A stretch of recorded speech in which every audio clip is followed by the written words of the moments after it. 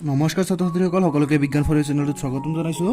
মই আজি তোমালোকৰ কাৰণে লৈ আহিছোঁ এটা নতুন ভিডিঅ'। এই ভিডিঅ'ত মই তোমালোকক অসম জাতীয় বিদ্যালয়ৰ ক্লাছ 6ৰ অনুশীলনী 3Cৰ 6ৰ পৰা 10 নং কুৱেশ্যনলৈকে শিকাম। যদি তোমালোকে আগৰ ভিডিঅ'কেইটা চোৱা নাই তেনেহ'লে নিশ্চয় এই ভিডিঅ'ৰ ডিছক্ৰিপশ্যনত যাই আগৰ ভিডিঅ'কেইটা চাই ল'বা। আৰু যদি তুমি ভিডিঅ'টো চাই আছা তেনেহ'লে নিশ্চয় সম্পূৰ্ণ ভিডিঅ'টো চাবা। এতিয়া আমি বেছি দেৰি নকৰি আৰম্ভ কৰোঁ আজিৰ এই ভিডিঅ'।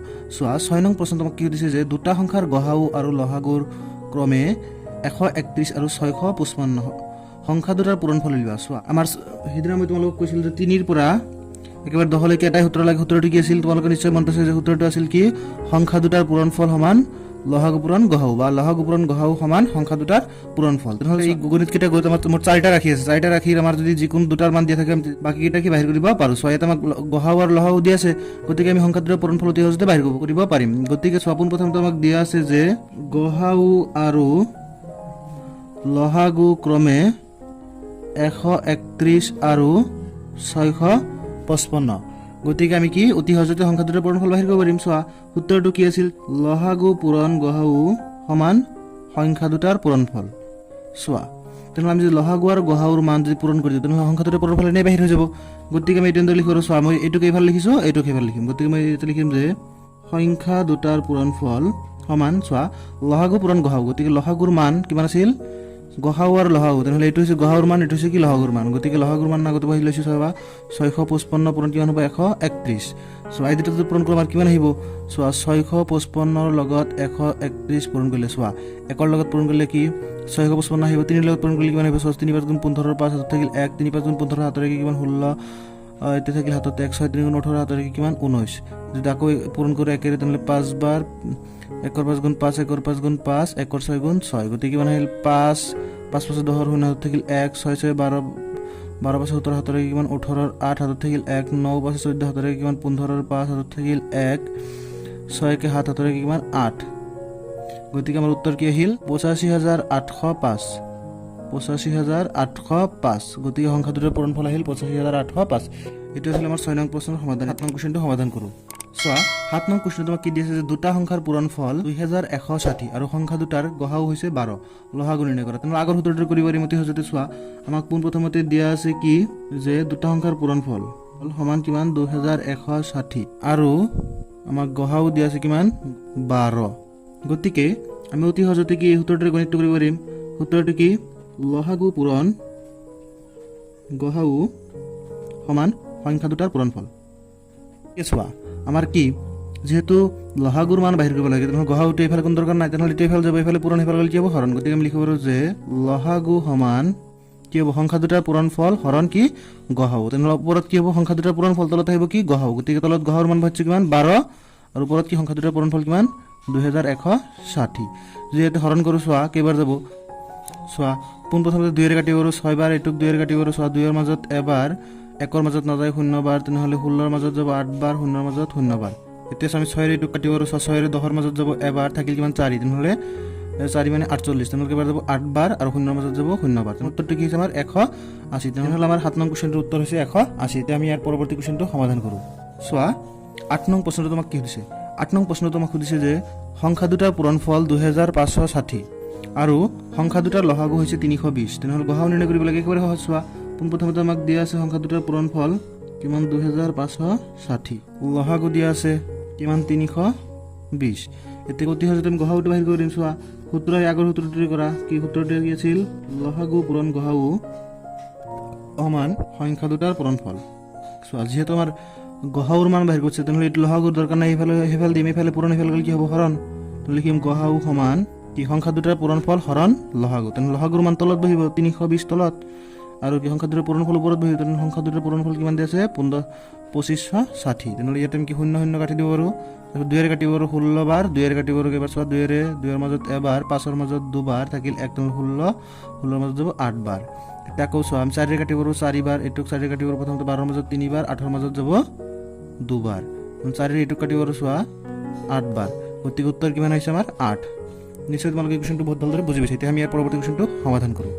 চোৱা, এতিয়া আমি 9 নং প্ৰশ্নটো সমাধান কৰিম। 9 নং প্ৰশ্নটো আমাক কি দিছে? দুটা সংখ্যাৰ গসাউ আৰু লসাগুৰ পূৰণফল 74,958, সংখ্যা দুটাৰ এটা সংখ্যা 186 হ'লে আনটো সংখ্যা নিৰ্ণয় কৰা। একেবাৰে সহজ। আগৰ সূত্ৰটোৰে কৰিম। পোনপ্ৰথমতে আমাক দিয়া আছে কি দুটা সংখ্যাৰ পূৰণ কিমান ৭৪,৯৫৮ তাৰপিছত আমাক দিয়া আছে কি এটা সংখ্যা কিমান ১৮৬ এতিয়া আমাৰ কি আনটো সংখ্যা বাহিৰ কৰিব লাগে আগৰ সূত্ৰটো কৰিম চোৱা কি লিখিম যে আমি এতেকে সূত্ৰটো হৈছে কি লহাগু পূৰণ গহাউ সমান সংখ্যা দুটাৰ পূৰণফল এতিয়া চোৱা আমি ইয়াতে আমাৰ কি সমান লাগে আনটো সংখ্যা লাগে তেনেহ'লে ইয়াতে আছে দুটা সংখ্যাৰ পূৰণফল মানে ইয়াতে এটা সংখ্যা পূৰণ আনটো সংখ্যা হৈ আছে এটুকি আমি এইফালে বহাম তাহলে আমি ইয়াতে লিখিব পাৰো যে লহাগু পূৰণ গহাউৰ মান দিয়া আছে চোৱা কোন প্ৰথমতে চোৱা আমাক দিয়া আছে কি লহাগু পূৰণ গহাউৰ মান ৭৪,৯৫৮ এটা সংখ্যা দিয়া আছে কিমান ১৮৬ আনটো সংখ্যা বাহিৰ কৰিব লাগে চোৱা লহাগু পূৰণ গহাউৰ মান আমি ইয়াতে বহাই দিছো ৭৪,৯৫৮ পূৰণ ইয়াতে সংখ্যা দুটাৰ পূৰণফল তেনেহ'লে কি এটা সংখ্যা পূৰণ আনটো সংখ্যা তাহলে আমি ইয়াতে কি লিখিব পাৰো ১৮৬ পূৰণ কি আনটো সংখ্যা যেহেতু আমি আনটো সংখ্যা নাজানো গতিকে আমি ইয়াতে আনটো সংখ্যা লিখি দিলো ইয়াতে ছয়টো এইফালে পূৰণ এইফালে লিখি হ'ব হৰণ তেনেহ'লে আমি ইয়াতে লিখিব পাৰো যে ৭৪,৯৫৮ এইফালে এইটো আনি লিখিব হৰণ হ'ব এইফালে কি হৈছে আনটো সংখ্যা এতিয়া আমি যদি ইয়াতে কাটাকাটি কৰোঁ আমাৰ আনটো সংখ্যা অতি সহজতে কি বাহিৰ হৈ যাব সো আমি ইয়াতে কাটাকাটি কৰিব পাৰো চোৱা প্ৰথমতে আমি কি এইটোক 2 ৰে কাটিব পাৰো 9 বাৰ 6 ৰ মাজত 3 বাৰ আকৌ ইয়াক আমি কাটিব পাৰো 2 ৰে চোৱা 7 ৰ মাজত 3 বাৰ থাকিল কিমান 1 14 ৰ মাজত 7 বাৰ 9 ৰ মাজত 4 বাৰ থাকিল কিমান 1 তেনে 15 ৰ মাজত 7 বাৰ থাকিল কিমান 1 নহলে ইয়াতে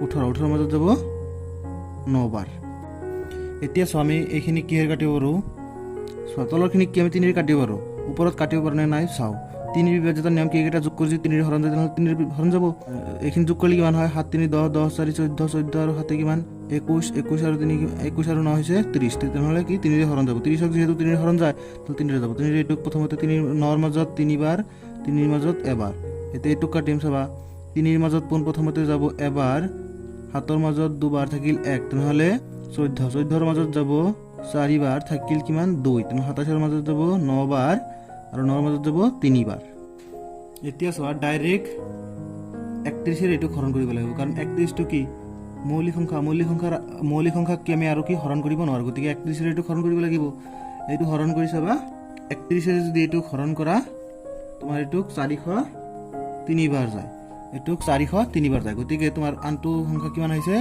লিখিব পাৰো যেতেকে আনটো সংখ্যা